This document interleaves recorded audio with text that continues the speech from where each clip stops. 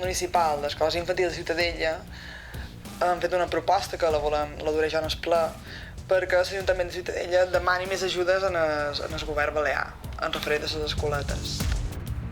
Una altra cosa que demanam en el govern balear és que normalment s'ha donat uns diners per aules que han passat de 4.000 euros llavors a 400 els darrers anys i enguany ni siquiera s'ha tret aquesta convocatòria.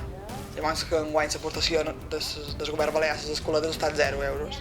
Llavors el que demanam és que es tornin a posar aquestes ajudes i que s'incrementi. Sabem que el govern balear traurà unes ajudes socials per pal·liar les emergències socials que tenim en aquest moment, que són de beques de menjador i beques de material escolar. Però són a partir de 3 anys, perdó. La franja de 0 a 3 ha quedat desprotegida, no tenen aquesta ajuda, llavors els demanarem que s'inclogui 0 a 3 també.